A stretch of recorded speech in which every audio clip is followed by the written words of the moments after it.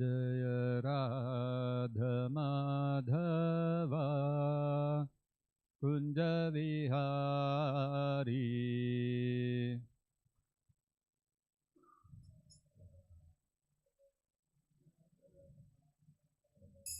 जय राधा माधवा कुंज विहारी।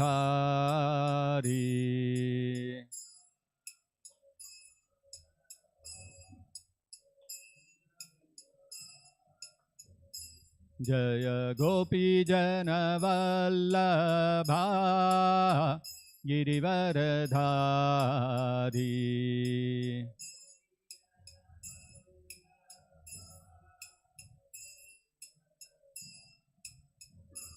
जय गोपी जन वल्लभा गिरिवरधारी।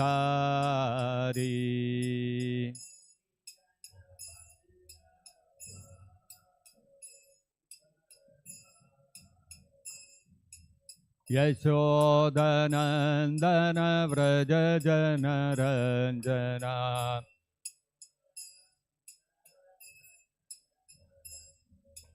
यशोदनन्दन व्रज जनरञ्जना।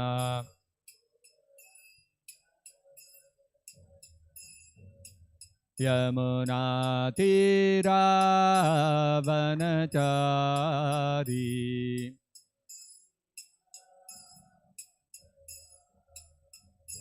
यमुनातीरावनचारी।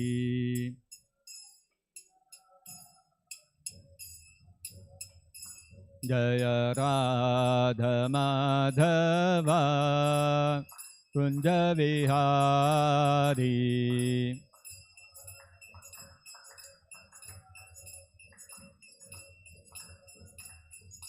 जय गोपी जन वल्लभा गिरिवरधारी।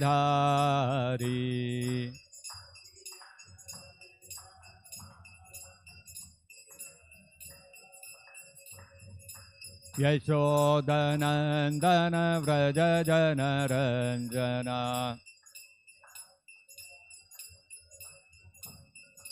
यमुनातीरावनचारी।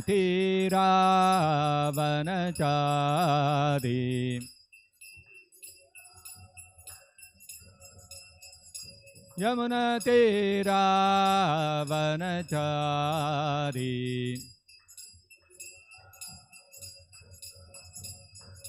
जय राधा माधवा कुंज विहारी।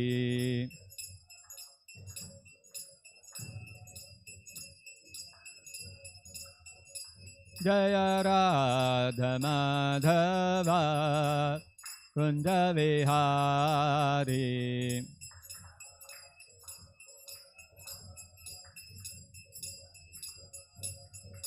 जय कृष्ण रुक्मिणी जय सत्यभामा। कृष्ण रुक्मिणी जय सत्यभामा।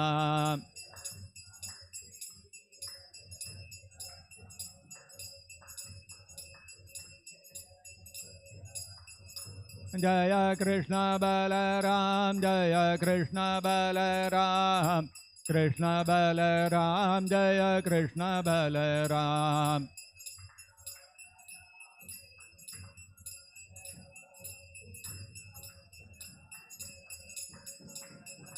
जय गौरनिताय जय गौरनिताय। गौरनिताय जय गौरनिताय।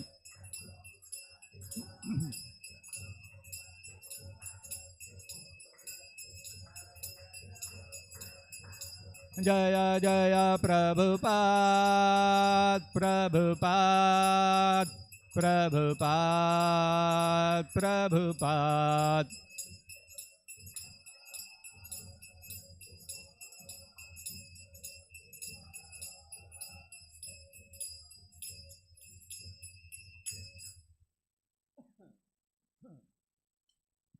जय विष्णुपाद परमंस परिव्राजगतरेशोत्तर सत श्रीमद डिवाइन ग्रेस ए श्री भक्ति वेदांत स्वामी श्रील प्रभुपाद की जय।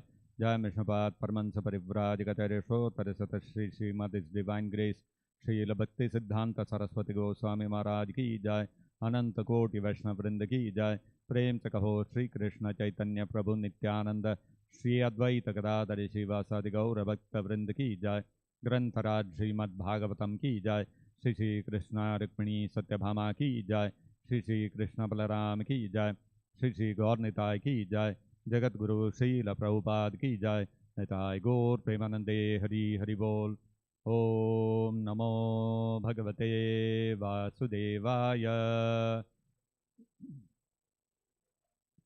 Om Namo Bhagavate Vasudevaya Om Namo Bhagavate Vasudevaya.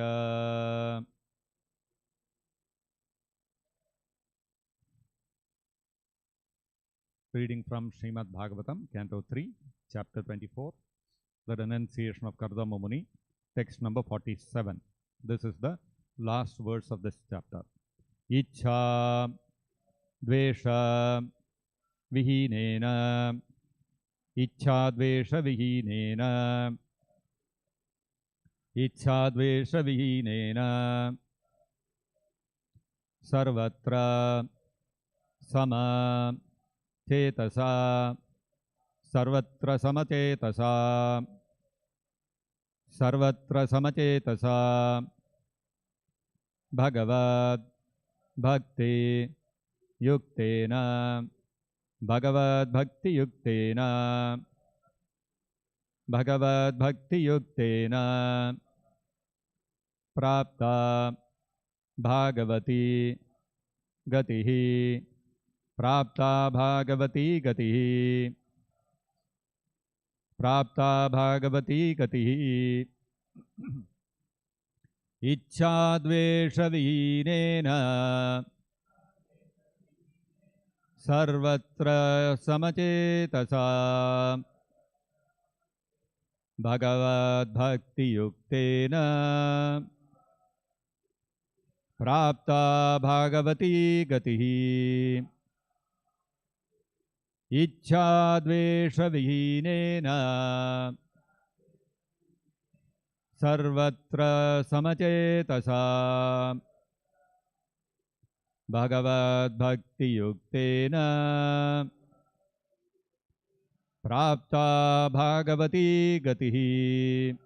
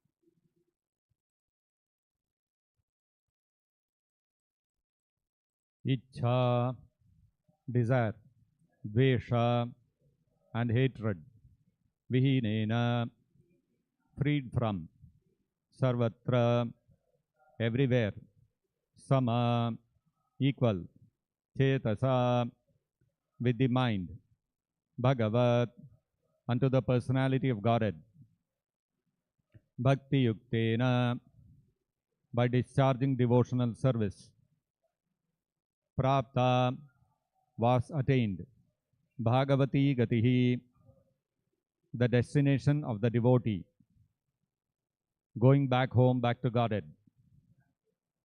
Translation and purport by His Divine Grace Srila Prabhupada. Freed from all hatred and desire, Kardama Muni, being equal to everyone because of discharging uncontaminated devotional service, ultimately attain the path back to Godhead. Kindly repeat. Freed from all hatred and desire,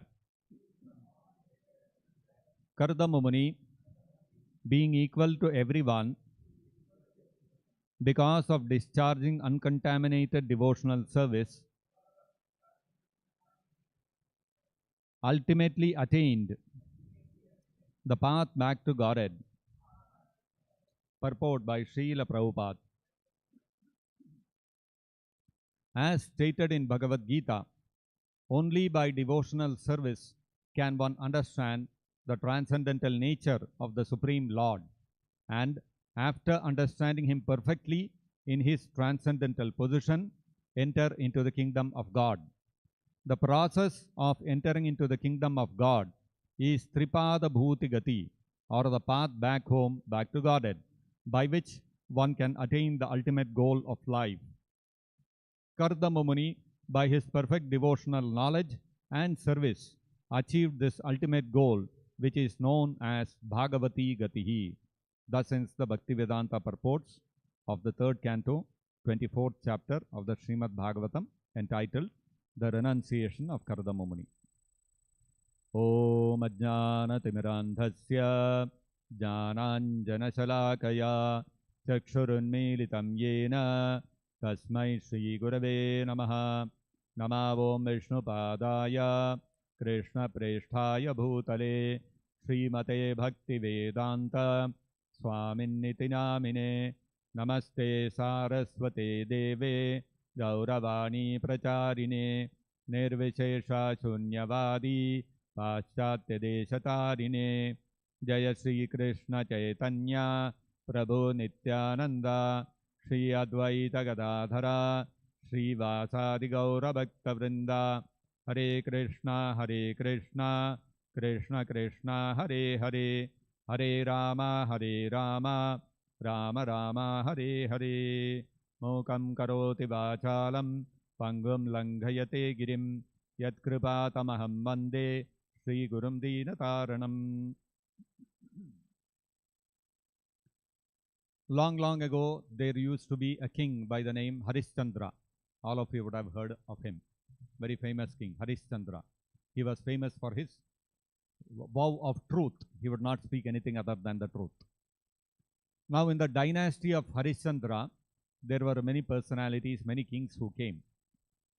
One of the kings in the dynasty, several generations after Harishchandra, came one king called Bahuka.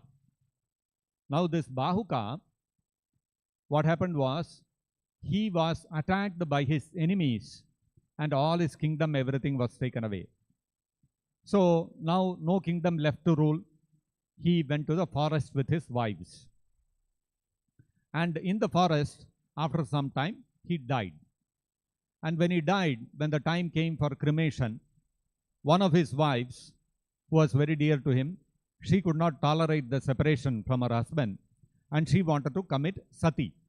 When the body of the husband was being lit up, she also wanted to jump into that fire and give up her life because she was not able to tolerate that separation. At that time, one sage by the name Aurva Rishi, he came and mentioned to her, he explained to her that she was actually pregnant, and so therefore she cannot commit sati.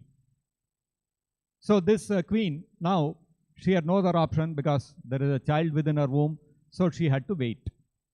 Now the other co-wives, her other co-wives, the other wives of the king Bahuka, they became envious of this queen, that she alone has a son, we don't have a son.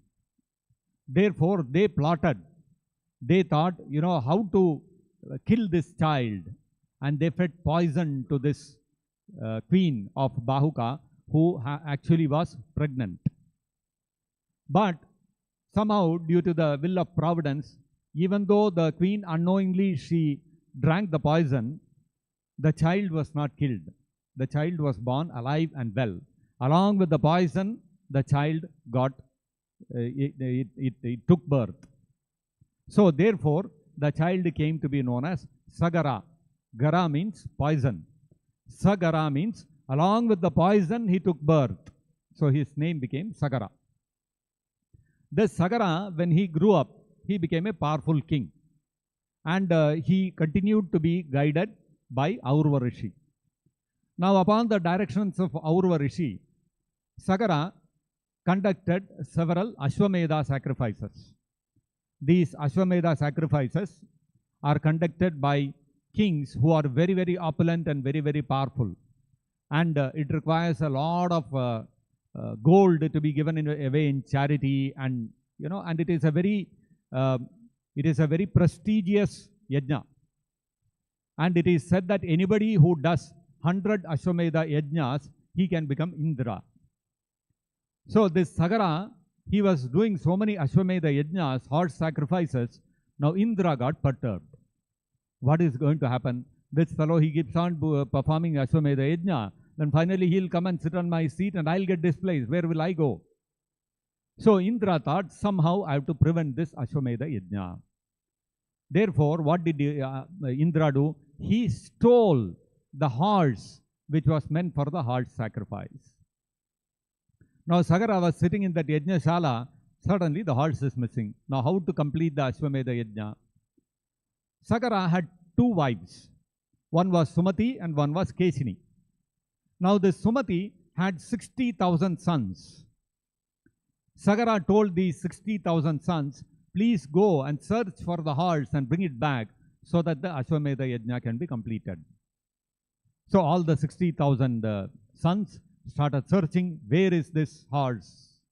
And they extensively searched for the horse, and when they could not find the horse anywhere, they started digging up the earth. And the place where they dug up the earth, it came to be known as, what is currently known as Ganga Sagara. Even after all this, they could not find the horse. Then they started going towards the northeastern direction. And somehow they came upon, in the forest in the northeastern direction, when they went, they found one forest. And in the middle of that forest, they saw one hermitage is there and one sage. He is sitting and he is meditating. This sage was none other than Kapila Deva, who is the son of Kardama Muni. As we are seeing here, Kardama Muni is speaking, has spoken to his son, given his Kapila Deva's mother, Devahuti, was given in charge of Kapila Deva, and Kardama Muni has gone to the forest to execute pure devotional service. So the same Kapila Deva was seated in meditation, and these 60,000 princes, when they saw that this sage is sitting in meditation, and they saw next to his hermitage the horse which was meant for the sacrifice. Indra had brought that horse and kept it there to delude these sons. Now these sons, they did not know that Indra has taken the horse. They thought this bogus sannyasi, Rishi, he has taken away the horse, and now he is sitting here as if very innocent and he has not done anything. So they said, this fellow is a bogus fellow and we have to kill him. And they removed all their weapons and they were rushing towards Kapila Deva to kill him.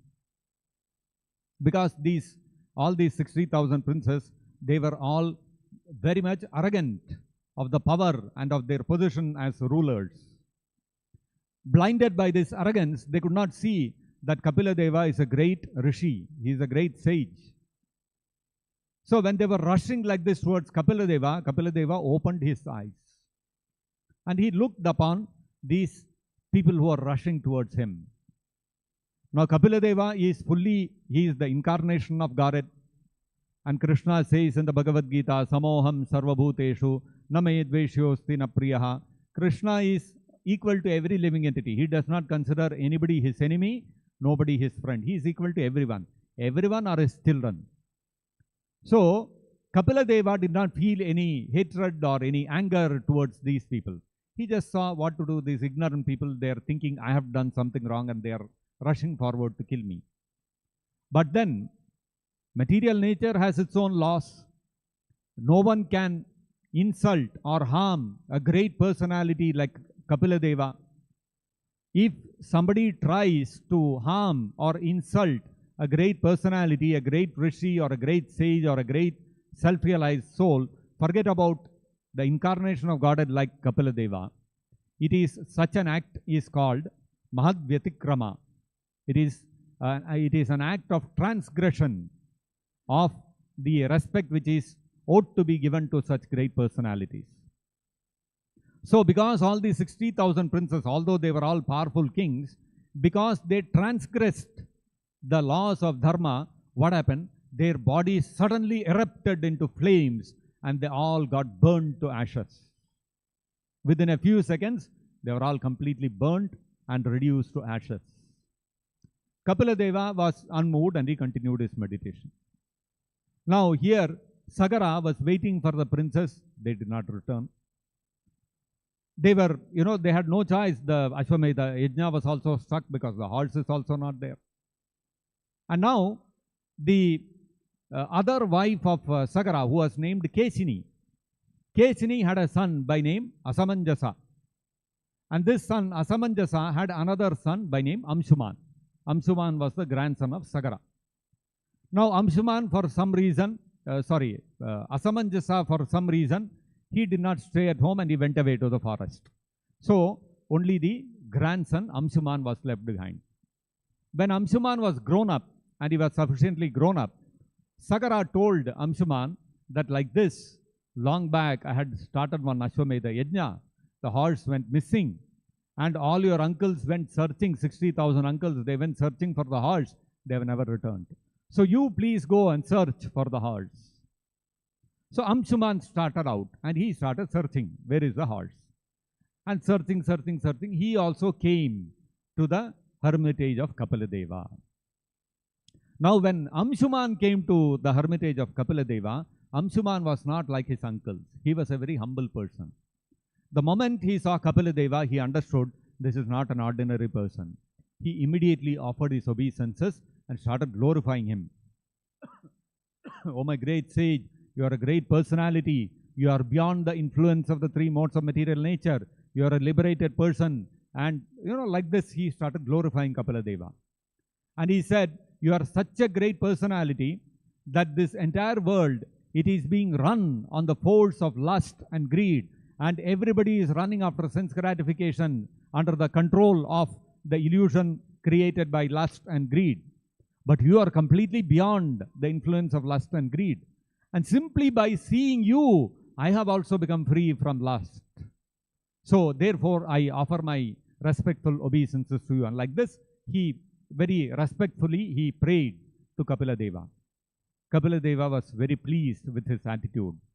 And Kapila Deva, because he is an incarnation of the Supreme Lord, he knew everything, past, present, future, nothing is hidden from him. So he told Amshuman, my dear Amshuman, I know the reason for which you have come here. Please look here, there is the horse which you are looking for. And he pointed towards the horse. And so Amshuman was very happy. He was very delighted. Oh, finally I have found the horse. So he paid his obeisances to Kapila Deva and he took the horse back and Sagara completed that Ashwamedha Yajna.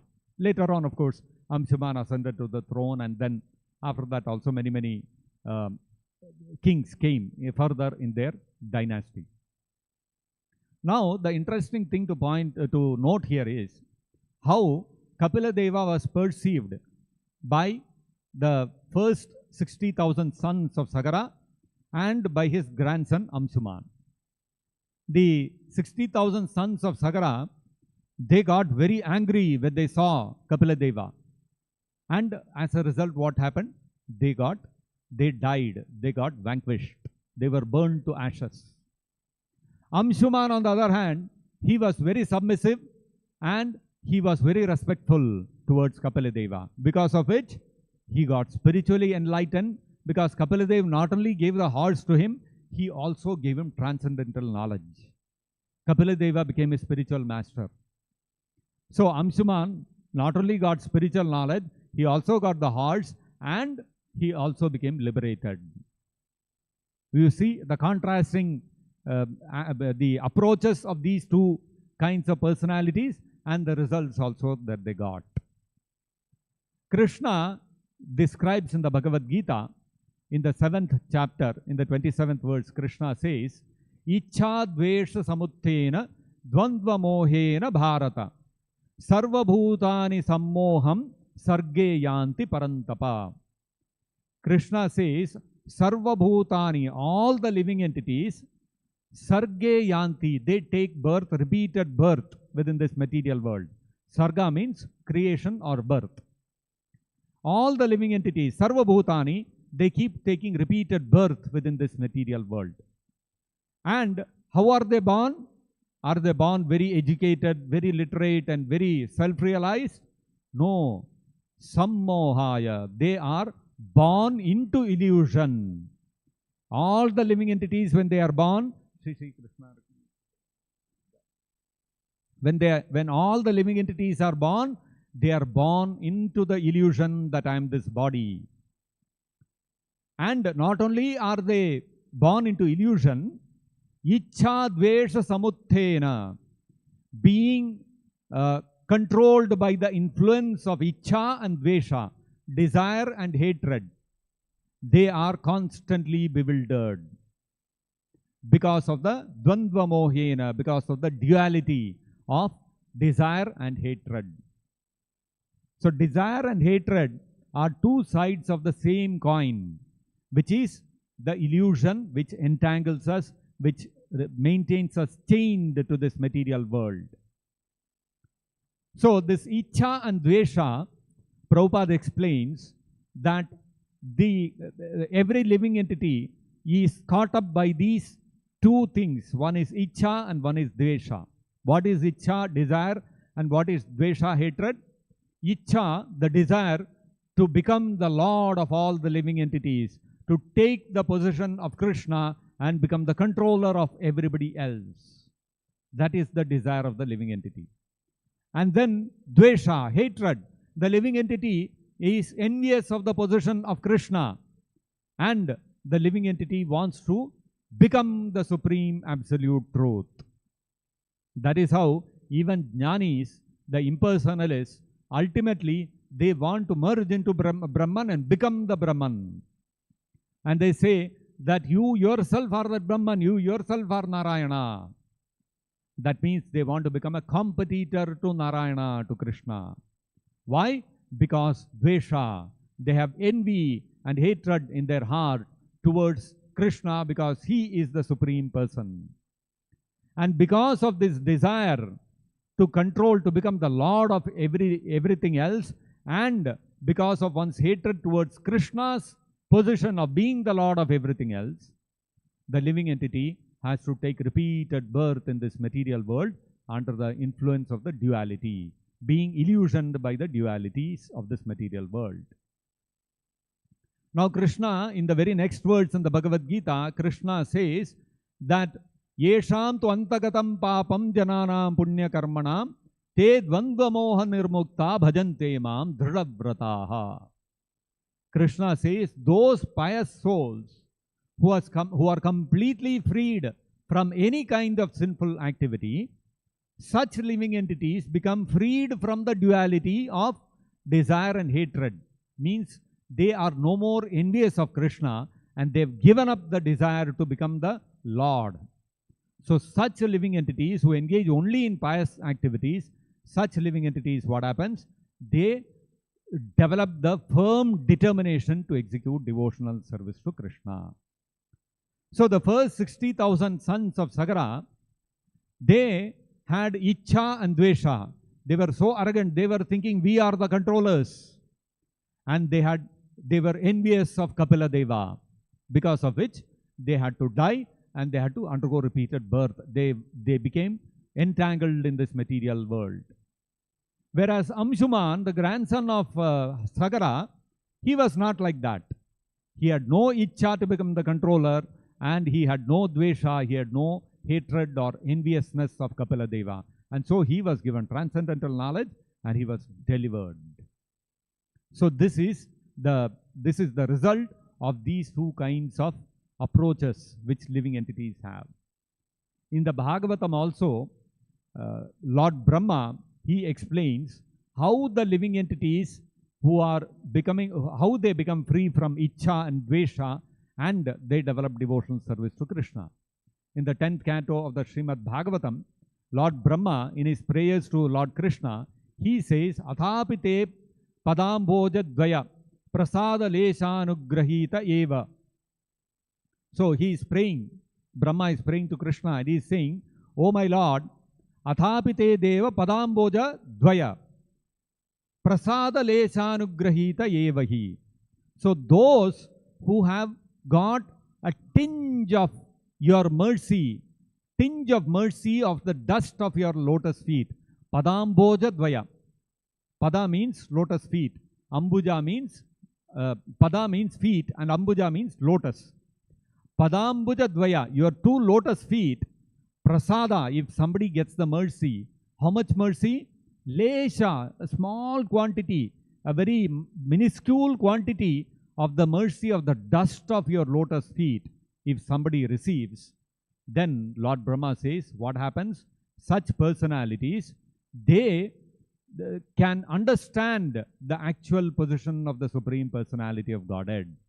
Such people can know that who is the Supreme Personality of Godhead, what is the position of Krishna, what is our relationship with him, that Krishna is the Supreme Personality of Godhead and we are always subordinate to him, being part and parcel of him. So, Brahma says that is possible only by developing, by achieving a small quantity of the mercy of the dust of the lotus feet of Krishna. Athapite deva padambojadvaya prasada leshanugrihita yevahi janati tattvam bhagavan mahimno. Only such people can tattva in truth know about Bhagavat mahimnaha, about the glories of the personality of the absolute truth. That the absolute truth is not an impersonal Brahman, but it is a person. And the glories of such a person can be known. Prasada leshanugrihita yevahi, one who has obtained a tinge of the mercy of the dust of the lotus feet of Krishna. Now, this is a little contradictory. Just like we saw the sons of Sagara, they came and they saw Kapila Deva, but they could not recognize Kapila Deva. They came, they saw Kapila Deva, but they could not recognize he is the Supreme Person. Whereas Amshuman came, he recognized Krishna is the Supreme Person. Kapila Deva is the Supreme Personality, is an incarnation of the Supreme Personality of Godhead, and so he could attain the dust of the lotus feet of Kapila Deva. So, even in the Mahabharata we can see how Duryodhana, Dhritarashtra, all these personalities, they actually saw Krishna right in front of them.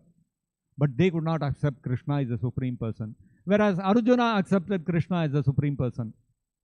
So then, Prasada leshanugrihita yevahi janati tattvam bhagavan mahimno.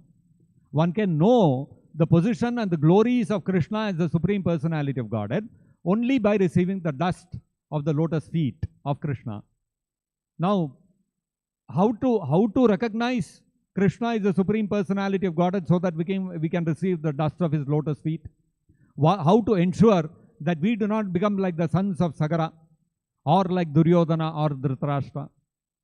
So for that, actually, it is stated by Lord Krishna in the Uddhava Gita. He states that Tato dussangam utsrijya satsu sajjeta puman santa evasya chindanti manovyasangam uktibihi. So Lord Krishna advises Uddhava, dussangam tato utsrijya. One must reject, one must give up the association of people who are not devoted to rendering devotional service to Krishna. Satsu sajjeta puman. One must actively seek out the association of devotees of Krishna. Devotees of Krishna are called Sat or Sadhus or Santaha. Santa, why? So why must one actively seek out the association of devotees?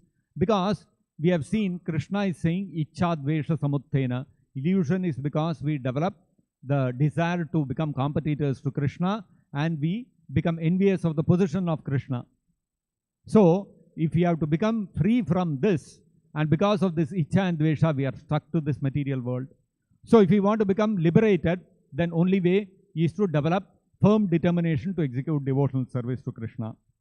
So now the question is, how do we develop the firm determination to to render devotional service to Krishna. And how do we know that Krishna is the Supreme Person and we have to render devotional service to Him? So for that, we have to take the association of devotees, because Santa evasya chindanti manovyasangam uktibihi.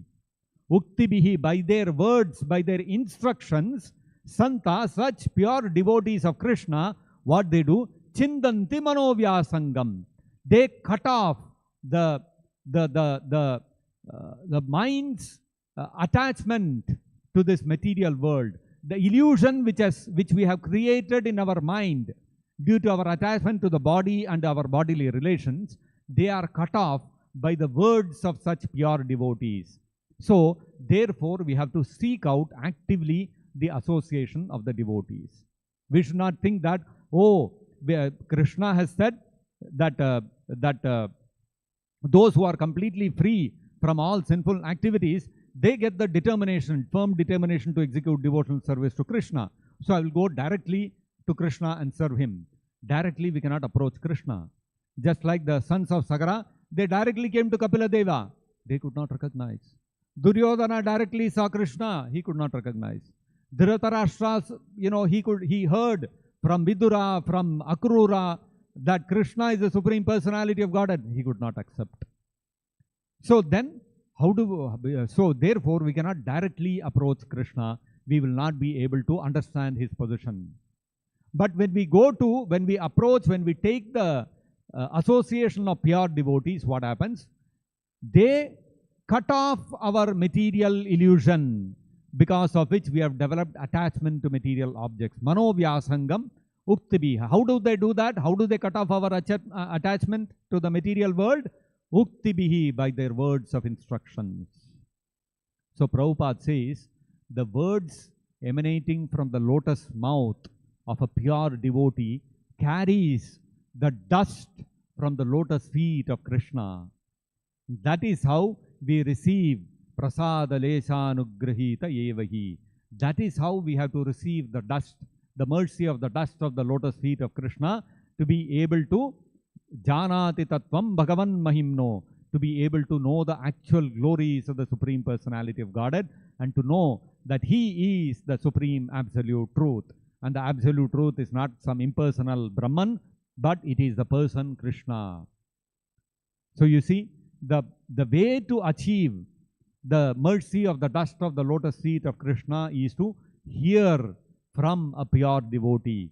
That is why it is so important to read Srila Prabhupada's books and to hear Bhagavatam and Bhagavad-gita every day.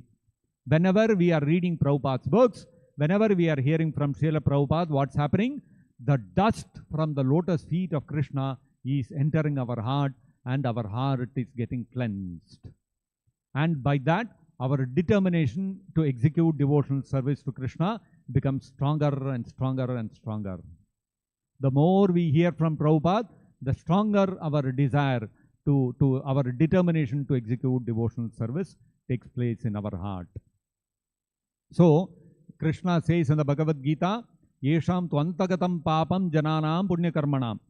It is not only enough to receive the instructions of the pure devotee, to receive the dust of the lotus feet of Krishna through the words of the pure devotee. The effect has to be seen in how we become free from sinful activities and sinful propensities. So, Yesham tu antagatam papam. Only when all our sinful reactions are completely finished, only then te dvandva moha nirmukta, we become freed from the dualities of Ichcha and Dvesha within this material world, and we become determined to execute devotional service to Krishna. Bhajante mam dhridavrataha. So now, it's very interesting to note how when we start associating with a pure devotee, we become antagatam papam. How do we become completely freed from our sinful reactions?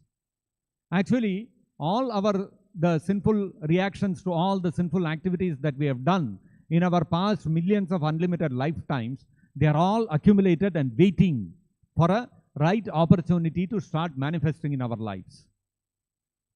When a living entity, when a jiva approaches a pure devotee like Srila Prabhupada, and the living entity decides, when he hears the instructions of Prabhupada, when he reads Prabhupada's books, he decides that yes, I have to follow Prabhupada's instructions, and he starts chanting Hare Krishna mantra, and he starts reading Prabhupada's books. Gradually what happens is, slowly we increase the number of malas. We all start with one mala of chanting Hare Krishna mantra.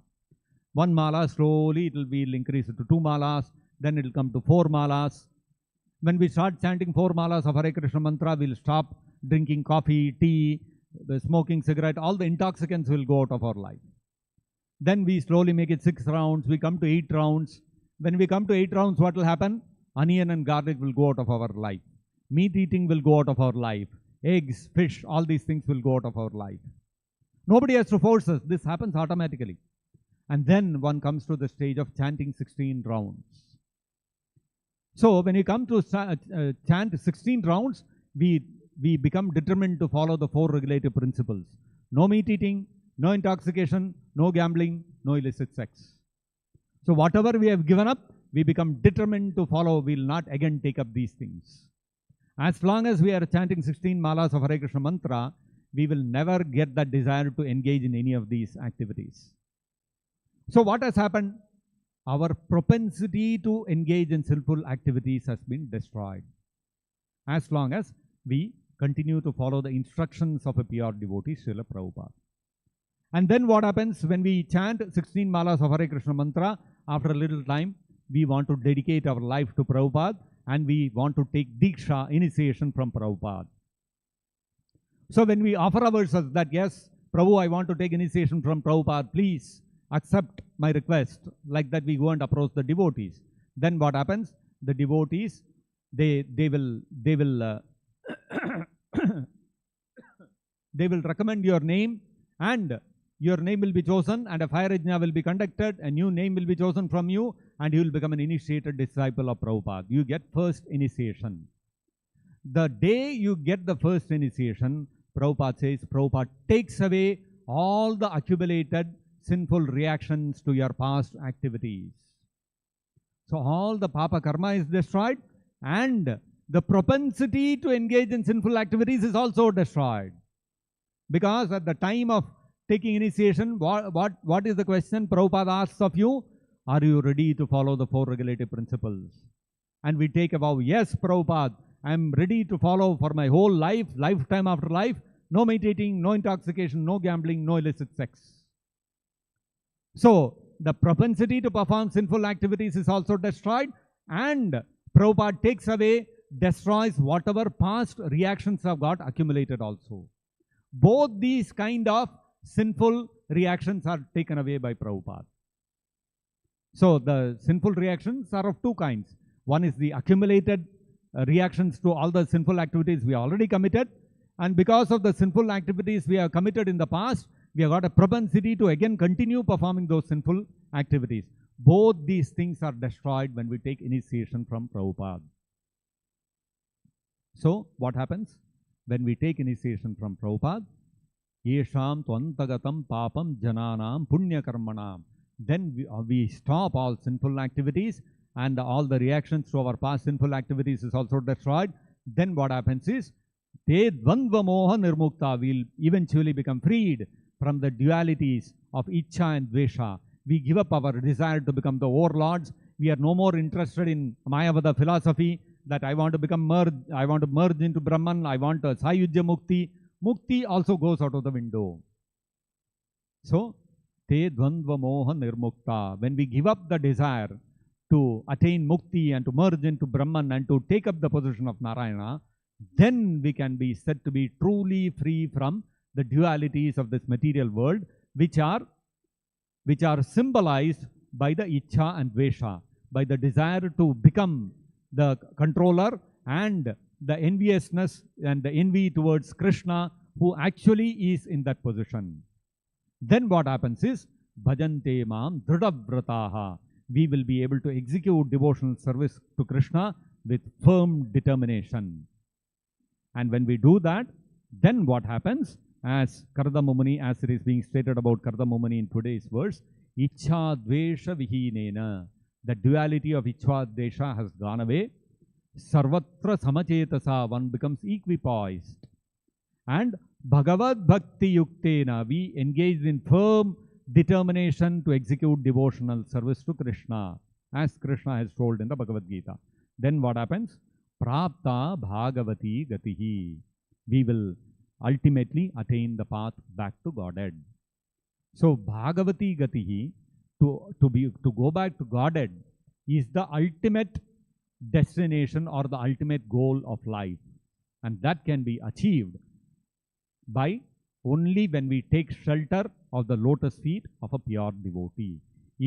Unless we are initiated into the Guru Shishya Parampara by a pure devotee like Prabhupada, we cannot become free from Ichha Dvesha and we cannot attain Bhagavati Gatihi. So if our determination is to follow in the path of Kardama Muni and attain Bhagavati Gatihi, then there is no other option than to become initiate a disciple of Srila Prabhupada and execute his instructions determinedly and keep ourselves free from the contamination of the sinful desires and activities of meat eating, intoxication, gambling and illicit sex. So if we strictly follow these principles, then our path through back to Godhead is guaranteed, just like in the case of Kardama Muni.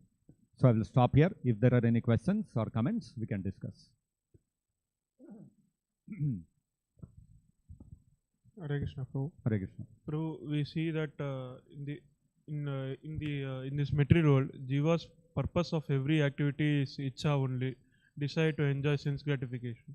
But how to understand this manifestation of Dvesha is in our everyday activity, it is manifested in our consciousness. Because unless we surrender to Krishna, what is driving us? Our whole consciousness is, I want to become the controller. I don't want to surrender to anyone. I want everyone to surrender unto me. Therefore, that means what? I am refusing to accept the position of Krishna as the Supreme Personality of Godhead. So Krishna is the Supreme Personality of Godhead, but I am not ready to accept the true position of Krishna. Why? Because of envy towards Krishna. So if we become free from envy to Krishna, as Krishna says, Ichha Dvesha Samuttena, if we become free from that illusion arising out of Ichha and Dvesha, then what will happen is that we will become free from all sinful activities and bhajante mam dhritavrata. We have to execute devotional service to Krishna.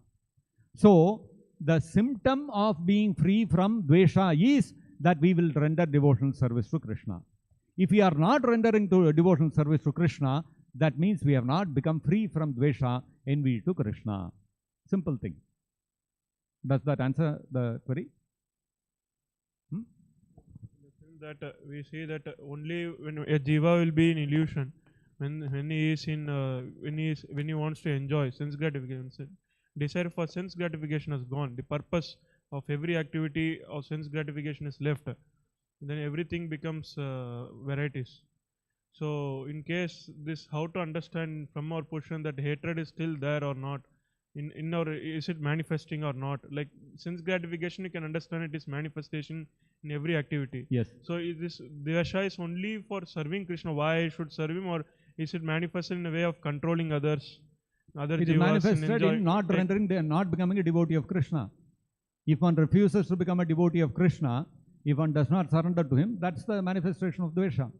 If I have come to Prabhupada's lotus feet and I have accepted Krishna as Supreme Person, and I want to follow the instructions of the Bhagavad-gita and execute devotional service to Krishna, manmana bhava madbhakto madhyaji mam namaskuru, that means you are becoming free from Dvesha. We don't become free from Ichha and Dvesha all of a sudden. Right? That Dvesha has to get purified by constantly rendering devotional service to Krishna and following the instructions of Srila Prabhupada, accepting him as our Guru. What happens? The Dvesha slowly starts getting washed away. So when the Dvesha is completely washed away, then Bhava and Prema will develop in our hearts. As long as some traces of dvesha continue to exist in our heart, what will happen is bhava and prema will not manifest. You understand? So, simple thing is, if dvesha is there in the heart, we will not become devotees of Krishna. You understood? So, even if somebody becomes a devotee and surrenders to Krishna, if he is not progressing in his devotional life, that also shows that there are traces of dvesha still left in his heart and it's not getting wiped away. So, in such cases, the devotee has to surrender more to Prabhupada's instructions, and he has to render more devotional service and pray to Krishna to cleanse one's heart of the dvesha. Then Krishna will become pleased and Krishna will cleanse our heart of the dvesha. Then bhava and prema and all these things will manifest in our heart. Is that okay? Any other question or comment? Hare Krishna, Prabhu. Hare Krishna. Prabhu, you are saying Indra took hers from king. So why Indra will take, many times I had Indra disturbs many other kings or anyone. Because Indra position gave Lord Krishna.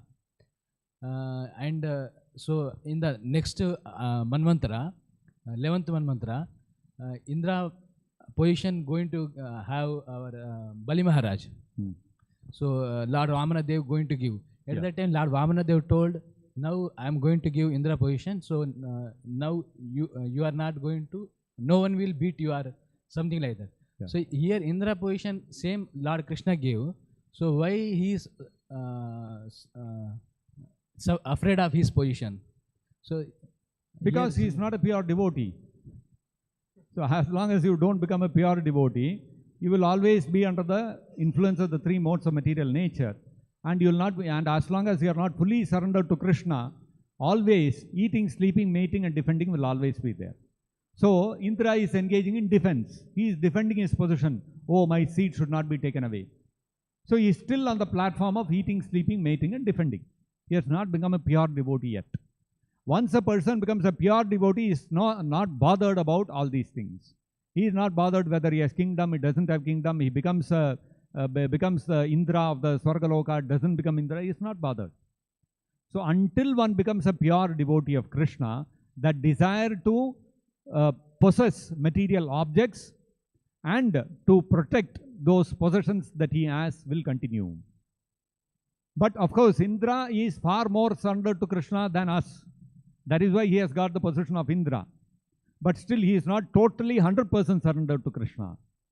Still there is some amount of independence in him. Otherwise he will be in the spiritual world. Why is he in the material world? The very fact that he is in the material world means he has some independent desires of Krishna. And so therefore he thinks, Krishna is there, but I also have to do certain things to protect my position. Whereas a pure devotee, he is fully surrendered to Krishna. If Krishna wants, he will keep my position. If Krishna doesn't want, he will take away. I have no grudge on that. He is not bothered about that. So that is why Krishna also tells in the Bhagavad-gita, Yadricha labha santushtaha. A pure devotee means he is satisfied with whatever comes of its own accord. So something comes and something goes away, he is not disturbed. Whereas a devotee, he may be a devotee, but he is not a pure devotee, means something is taken away from him, he will get disturbed. And something comes to him, he gets some material possession, he will become very elated. So that's the nature of this material world. So Indra is not a pure devotee, so naturally he behaves like that. Is that okay? When you speak about eating, mating, sleeping, defending, eating, mating, sleeping, defending. Yeah. So is it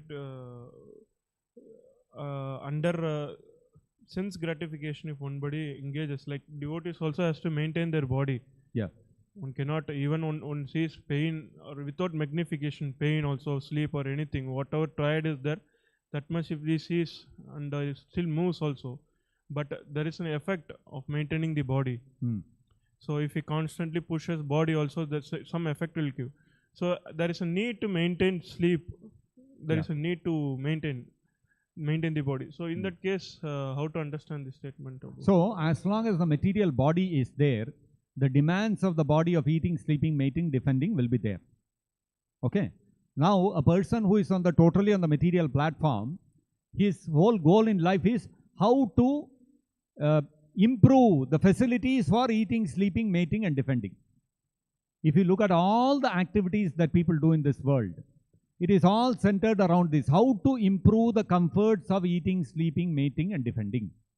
Every activity can be broken down into one of these four basic things. In the case of a pure devotee, or in the case of a practitioner, a sadhaka, he also has to, a sadhaka has to engage in eating, sleeping, mating, and defending, because he is caught up in this material body. But he will minimize those activities. Engaging in those eating, sleeping, mating, and defending is not his goal in life. He is not thinking constantly how to improve the comforts of eating, sleeping, mating, and defending. He is yadricha labha santushtaha. Whatever by Krishna's accord arrangement is there for eating, sleeping, mating, defending, I am okay with that. My goal in life is to render devotional service to Krishna. And in the case of a pure devotee, he is no more under the control of eating, sleeping, mating, and defending. You look at Arjuna, he was called Gudakesha. He had conquered sleep. He did not have to sleep at all. No problem. Even if he doesn't sleep, no problem for him. So, a pure devotee conquers sleep. Look at Raghunath Das Goswami. Every alternate day, he would drink one glass of buttermilk. That's all. He would not eat anything else. So, it's not that, oh, he is drinking only one glass of buttermilk every alternate day. So, he is lying on the bed. There are tubes running out of his body. They have put drips. And there is one nurse every day attending to him, and he is lying, he is not able to move. No. Every day he was offering 108 dandavats to Govardhan. So you see, he had overcome the necessity of the body to eat also. So, mating and defending, though, absolutely not there. A devotee is totally dependent upon Krishna. So, a devotee's goal in life is how to reduce the eating, sleeping, mating, and defending, and bring it down to a minimum. That's the difference between a devotee and a karmi. So a devotee also engages in eating, sleeping, mating, and defending, but only as much as is required to keep his body and soul together. Otherwise, he is not interested. Eating also, we eat for what? So that we honor Krishna Prasadam. So even eating is a devotional service for us. We sleep, why? So that next day I can get up, I can freshly, my consciousness will be fresh, and I can chant and hear Bhagavatam without feeling asleep, without falling drowsy. So therefore, a devotee feels the need to sleep. So a devotee thinks, this body does not belong to me, it belongs to Krishna. Therefore, this body is meant to serve Krishna, and therefore I have to maintain it in good shape. Just like this temple is Krishna's property. So we take good care of this temple hall. We always keep it neat and clean, and all the lights, fans, everything should be always working. We don't neglect it. This is all material, bricks and cement and concrete, this is all material. Let it go to hell. We don't think like that. We maintain it. Why? Because it is Krishna's property. It is used for Krishna's service. So it has to be tip-top. It has to be in the best of shapes. Similarly, this body also, it is Krishna's and it is meant for Krishna's service. So it has to be kept in good shape so that I can execute Krishna's devotional service to Krishna. I can fulfill the instructions of my Guru Maharaj Srila Prabhupada. So for that purpose, I maintain this body. Not for extracting sense enjoyment out of it. You understand? So devotees, the way a devotee approaches eating, sleeping, mating, and defending is completely different from how a ordinary conditioned soul does it. Okay? So we'll stop here. Grantaraj Srimad-Bhagavatam ki jai, Jagat Guru Srila Prabhupada ki jai, Nitai Gaur Premanande Hari Hari Bol.